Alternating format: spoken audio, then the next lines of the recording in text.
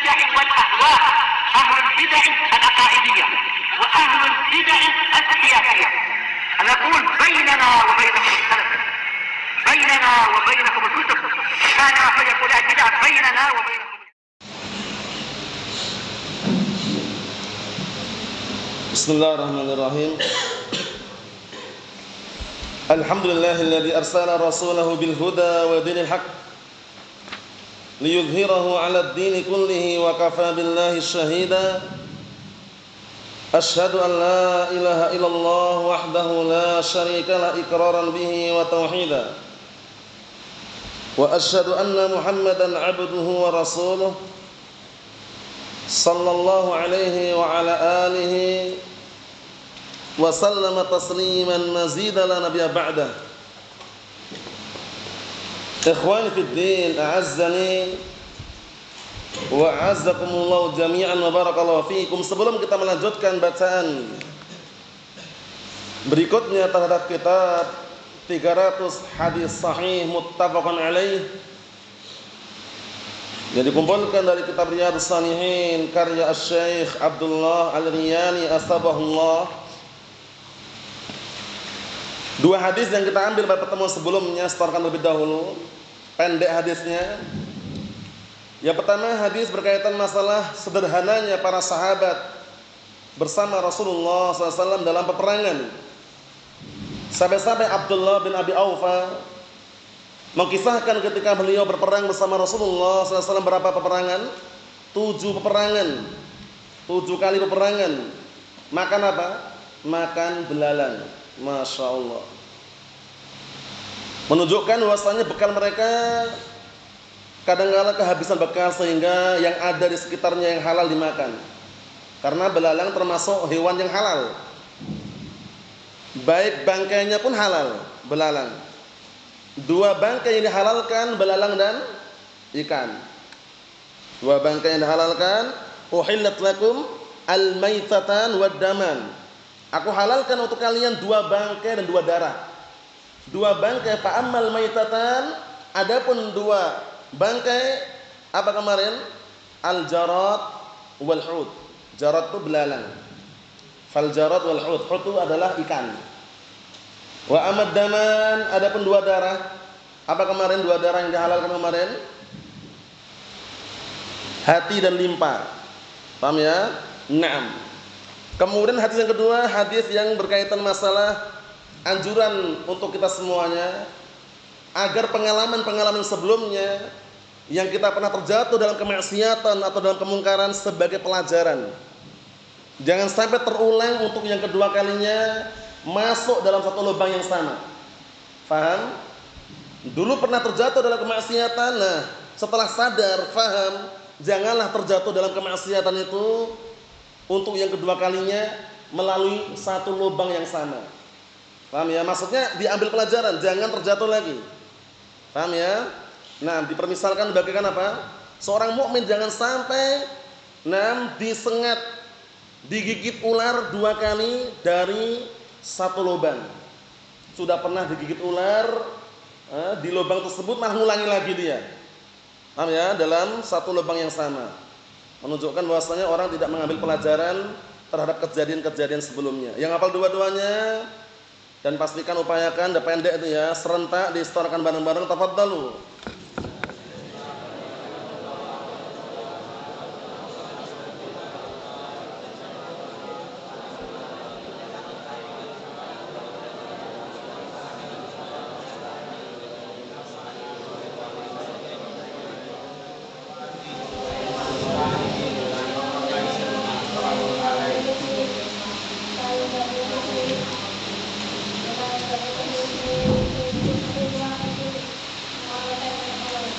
Naam, ahsantum barakallahu fiik. Anakumullah. Kita lanjutkan berikutnya, kita ambil 2 hadis, disimak baik-baik.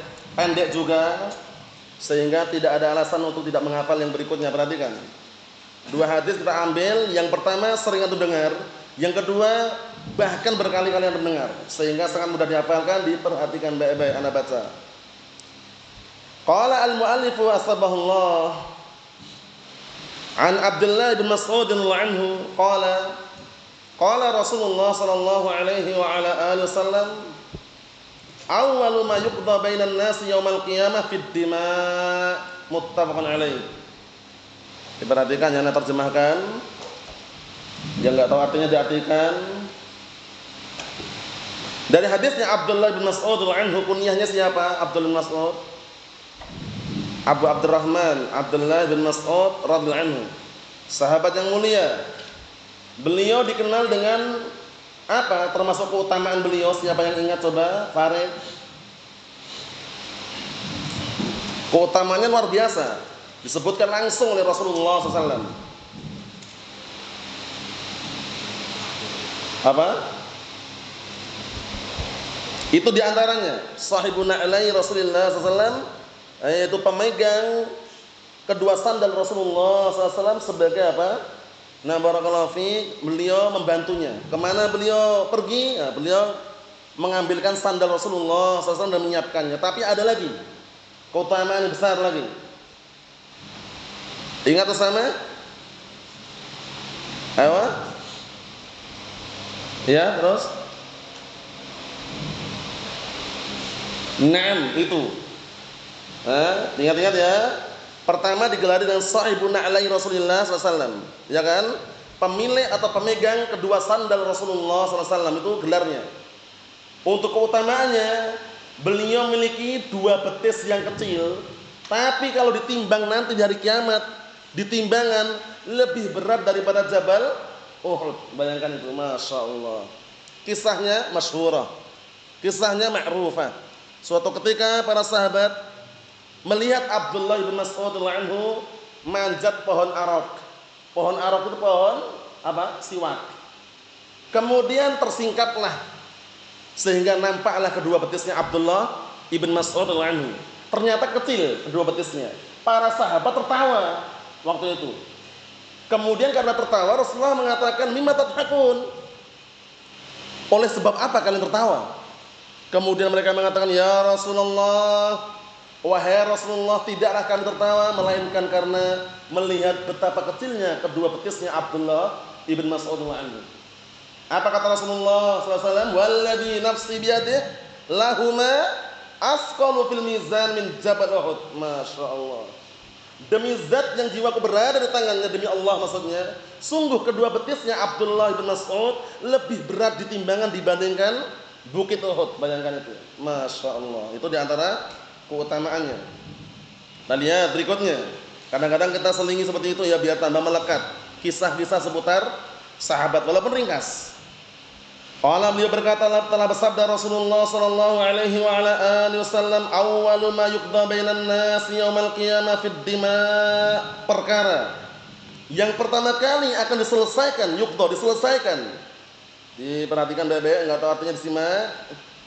Perkara yang pertama kali akan diselesaikan nanti di antara manusia yaumal qiyamah, di hari kiamat, fid dima', yaitu perkara yang berkaitan masalah darah. Ngatakannya gitu. Yang perkara pertama kali yang akan diselesaikan nanti dari kiamat adalah perkara yang berkaitan masalah dima, itu darah.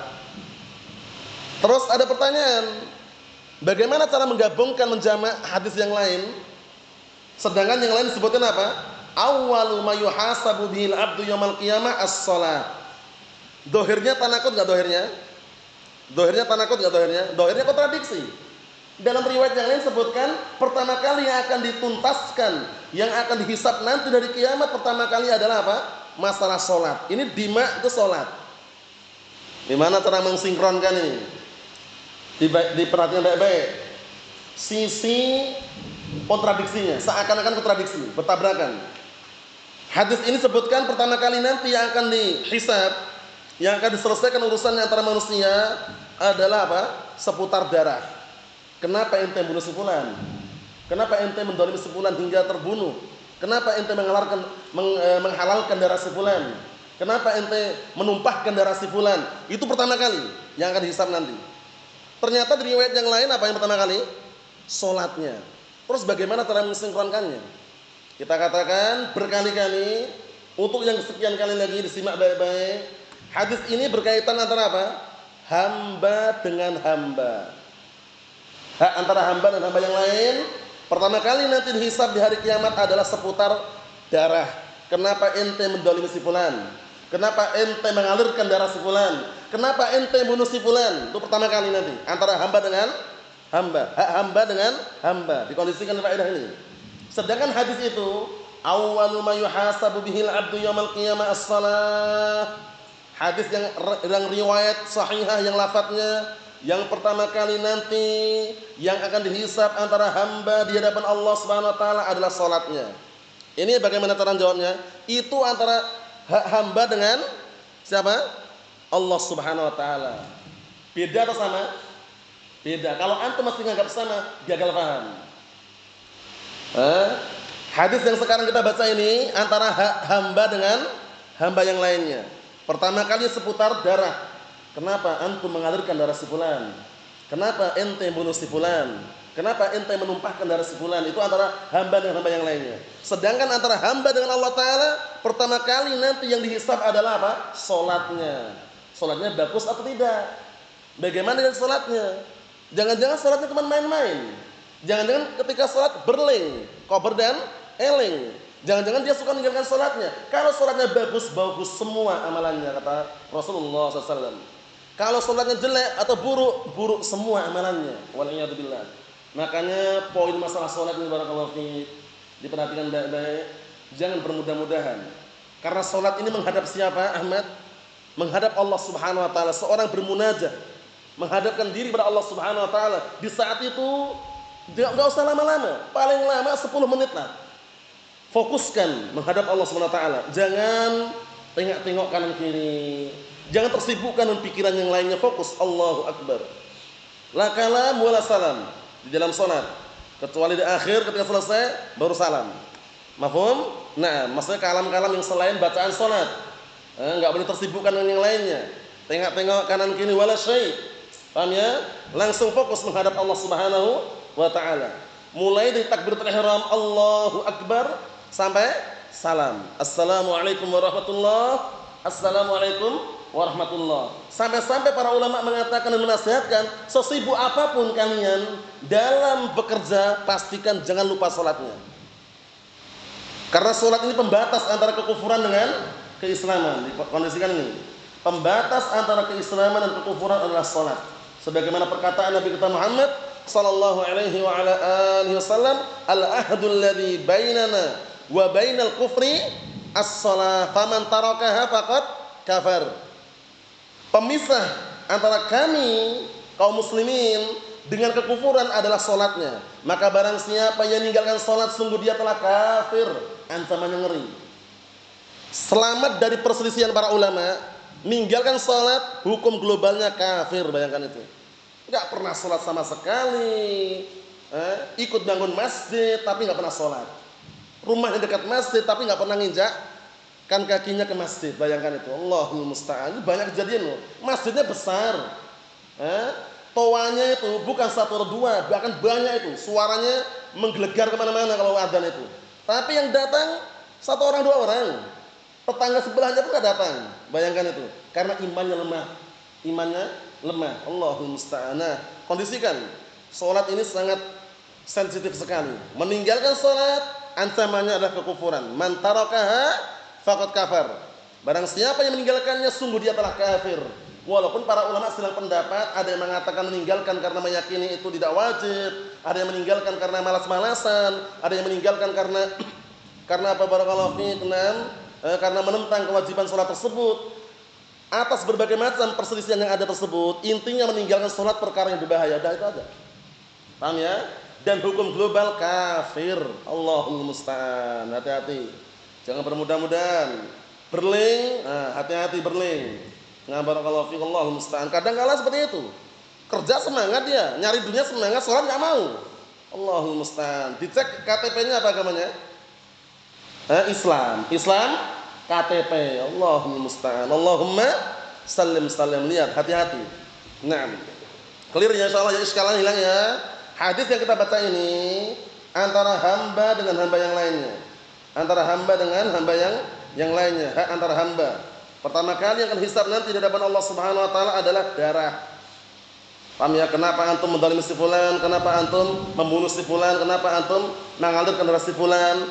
Karena pembunuhan mengalirkan darah sesama kaum muslimin pada asalnya adalah haram kecuali salah satu 3 sebab. Pertama, qisas, kedua, rajam, ketiga, murtad. Nah, perhatikan. Nah, pertama adalah qisas, kedua adalah apa? Rajam, ketiga adalah murtad. Nah, 3 sebab tersebut barakallahu fiik yang membolehkan seorang yang semula haram darahnya jadi halal darahnya. La yahillu damu mri'in muslimin illa bi ihdas salas. Tidak halal darahnya seorang muslim kecuali dengan salah satu sebab dari 3 sebab tadi itu. Pertama apa? As-sayyibu az-zani. Seorang lelaki maupun wanita yang sudah menikah kemudian berzina, dirajam, dilempar batu sampai meninggal dunia. Yang kedua apa? An-nafsu bin nafsi, qisas. Jiwa dibalas dengan jiwa, nyawa dibalas dengan nyawa, qisas namanya. Yang ketiga apa? At-tariku li dinihi al-mufariqu lil jamaah. Orang yang meninggalkan agamanya dan memisahkan diri dari jamaatul muslimin, murtad. Man baddala dinahu faqtuluh. Barang siapa yang mengubah agamanya, bunuh dia. Allahumma sallim sallim. Ini hadis yang pertama. Jadi tadi sudah kami jelaskan, terkadang ada 2 hadis yang dohirnya nampaknya kontradiksi, berseberangan, tapi ternyata setelah digabungkan, disinkronkan, dikondisikan, hilang iskalnya. Itu pentingnya mempelajari ilmu usul di antaranya.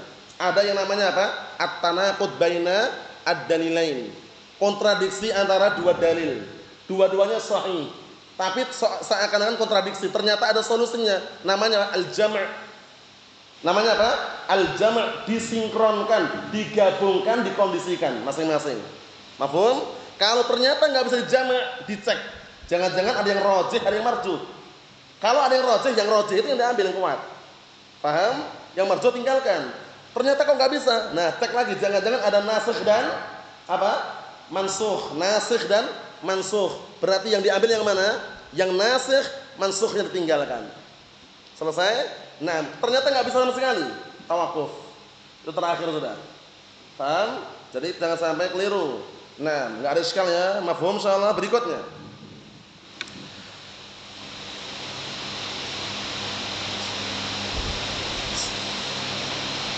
Ini hadisnya ini setahu ana loh ya Allah. An Abdullah bin Amr bin As, ini Amr bin As ini.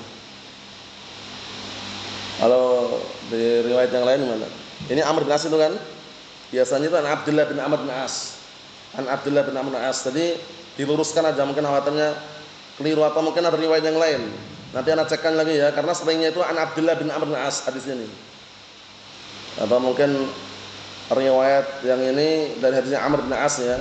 Nanti kalau ada faedah lain kasih tahu. Ya, ini an Amr bin As kan tuan. Yang biasanya kita hafalkan an Abdullah bin Amr bin As kan. Nanti kita lihat lagi ya. Yang jelas nanti anak kabarkan untuk menghafalnya yang mana yang benar, karena biasanya yang kita hafal itu an Abdullah bin Amr bin As. Apakah ini memang hadisnya bapaknya Abdullah itu Amr bin As, atau aslinya an Abdullah bin Amr bin As cuma terhapus Abdullahnya? Dipahami? Nah, barakallahu fiik. Tapi kita baca aja. Kita baca nanti kita lihat lagi. An Amr bin As radhiyallahu anhu annahu sami'a Rasulullah sallallahu alaihi wasallam yaqul, disimak ya. Idza hakama al-hakimu fajtahada thumma asaba falahu ajran wa idza hakama fajtahada thumma akhta'a falahu ajrun, muttafaqun alaih. Artinya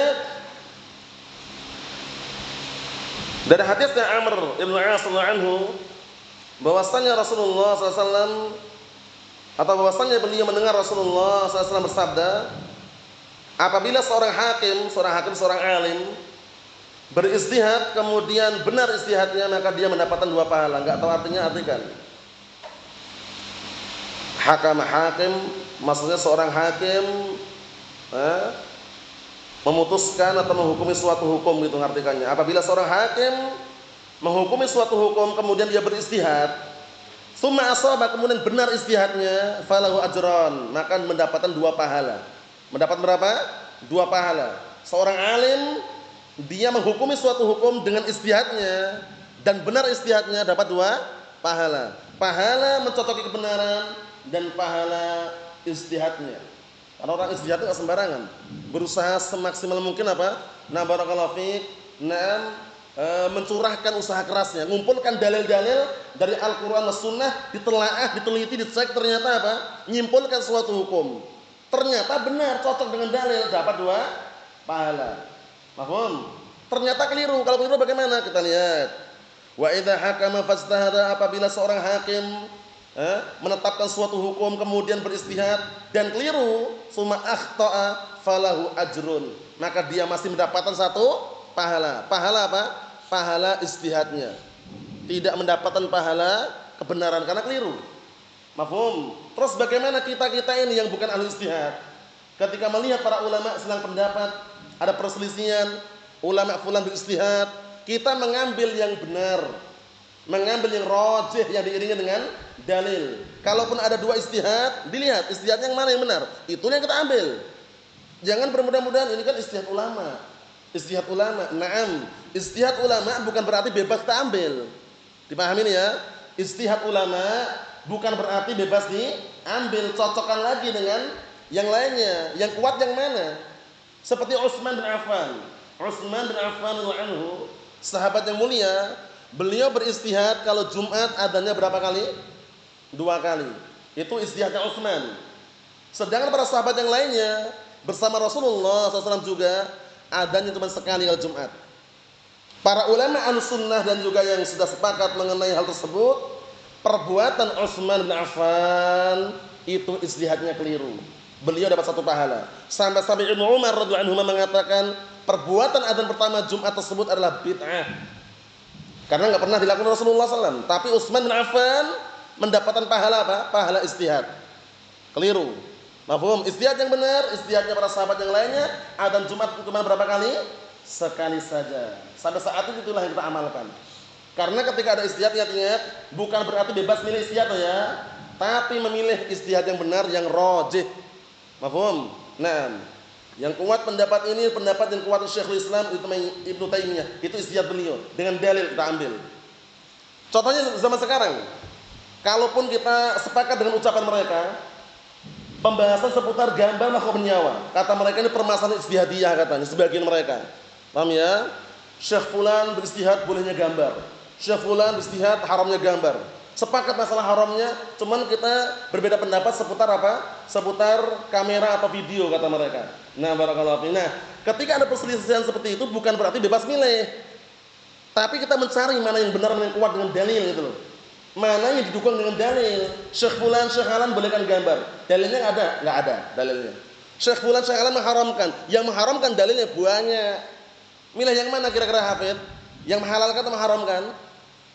Yang mengharamkan dalilnya banyak, itu dalilnya. Yang menghalalkan, yang bolehkan enggak ada dalilnya. Orang berpikir segitu, jangan ini kan pendapat Syekh fulan, bolehkan, lihat bolehkan. Dalilnya ada enggak? Enggak ada. Udah tinggalkan. Dalilnya enggak ada. Yang mengharamkan bagaimana? Dalilnya banyak sekali, ambil yang ada dalilnya. Beberapa waktu yang lalu ada orang SMS. Katanya gambar makhluk bernyawa itu seperti cermin katanya. Ya, kita katakan beda. Kalau cermin atau melihat cermin itu? Cermin-cermin yang ada jendela atau cermin. Antum ketika bercermin apa kan baca antum? Gambar antum apa kan? Begitu pergi ada lagi sudah, enggak nyimpan situ. Tapi praktek kamera, video yang semisalnya yang mereka pakai itu seringnya dan bahkan kalau mereka jadikan untuk gambar nyimpan situ barakallahu fiik. Bedakan antara cermin dengan kamera. Kata mereka sama katanya. Sama yang mana samanya? Jelas berbeda. Kalau cermin enggak ada larangan, ijma' sepakat kalau cermin ada larangan. Paham ya? Nah, tapi illah sebab gambar makhluk bernyawa kenapa diharamkan kemarin? Illahnya apa? Menandingi ciptaan Allah Subhanahu wa taala. 1. Yang kedua apa? Termasuk sarana kesyirikan. Awal mula kesyirikan muncul zaman Nabi Nuh, apa awal mulanya? Seputar apa? Gambar. Yang ketiga apa kemarin? Berseberangan dengan syariat Allah dan Rasulnya. Selesai. Paham ya? Yang pertama tadi kita pakai 1 dulu. Kata mereka itu haramnya itu kan yang digambar pakai tangan, dipahat, diukir, dilukis pakai tangan, pensil, pena. Itu kita katakan gambar hasil lukisan tangan, pakai pena atau pensil, lebih mirip mana dengan hasil jebretan kamera? Jebret video dengan hasil lukisan tangan lebih mirip mana, Zan? Kamera. Yang nggak mirip aja dengan tangan tadi lukisan tangan aja haram, apalagi yang mirip persis letter plek. Kurang apa lagi coba? Sebenarnya terbantahkan sudah, cuman ngayalnya itu loh. Ngayal, nolak, buantah, buangkang, bandel itu loh. Itu yang bikin pening kepala. Tapi tinggalkan, assalamualaikum, selesai urusan. Paham ya? Nah, nanti urusannya di mana? Di akhirat ditantang, ahyu ma khalaqtum. Hidupkan itu yang dulu kalian gambar. Takut. Ingat-ingat, pastikan di buku-buku kalian dan yang semisal kalian yang sudah paham hukumnya, tidak ada gambar-gambar makhluk bernyawa. La unyil wala gambar-gambar yang lainnya. Sudah tahu hukumnya. Antum langgar, ingat-ingat. Di akhirat kelak suruh menghidupkan, enggak akan bisa. Walaisa binafikh, enggak akan mampu meniupkan ruh di situ. Waspada, berpikir, jangan bermudah-mudahan, wah enggak apa-apa sebentar. Sebentar gimana? Sebentar di neraka itu ngeri loh. Allah musta'an. Inna asyaddan nasi 'adaban yaumil qiyamah al-musawwirun, gambar makhluk bernyawa. Jangan bermudah-mudahan. Antum gambar kura-kura ninja ada kepalanya sama aja. Antum gambar apa? Nah, barakallahu fiik, contoh semut misalkan, ada kepalanya sama aja. Nah, hati-hati itu. Gambar mobil-mobilan dikasih mata, dikasih mulut, dikasih telinga sama aja juga. Kepalanya ada di situ. Jangan bermudah-mudahan, barakallahu fiik. Cukup antum tuliskan faedah di situ. Gambar-gambar dihilangkan. Karena apa? Pondok pesantren, ma'had, markis ahli sunnati wal jamaah bukan untuk apa? Kuliah jurusan kesenian, bukan.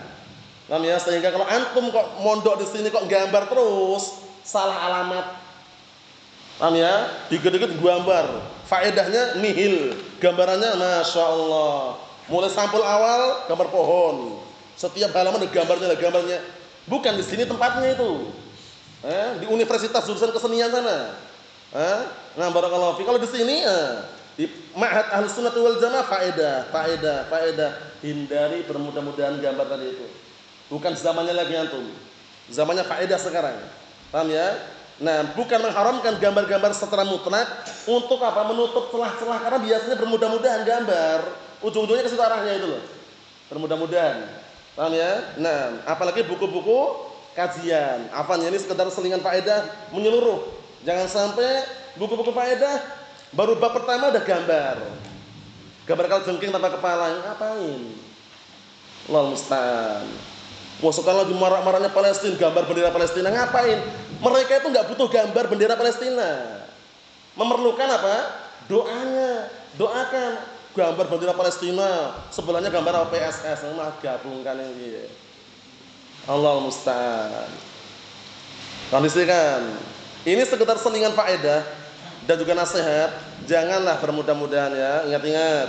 Jadi sangat keliru ya. Yang mereka cuma enggak membantu secara fisik wala material. Doa pun dia lupakan, tapi gambar semangat. Gambar bendera Palestina. Seberluaskan, itu enggak ada manfaatnya doa barakallahu fiik. Ad-du'a silahul mu'min. Doa itu senjatanya orang mukmin. Itu ingat-ingat ya. Faedah nomor 1, gambar-gambar pastikan bersih. Yang sudah terlanjur seperti ini barakallahu fiik, yang sudah ke depan ke belakang pastikan bebas dari gambar. Paham ya? Itu menunjukkan profesional, bukan jurusan kesenian di sini. Paham ya? Nah, barakallahu fiik. Sehingga kalau antum di sini buku tulisnya, buku faedahnya, buku taklim yang serba gambar, salah alamat. Kuliahnya salah alamat antum. Paham ya? Allahumma musta'an. Allahumma sallim. Kita ambil 2 hadis ini, dihafalkan. Pada pertemuan yang akan datang distorkan. Tidak sulit tapi mudah, sering antum dengar sehingga sangat mudah untuk dihafalkan. Nasallahu as-salamata wal afiyah. Alhamdulillah.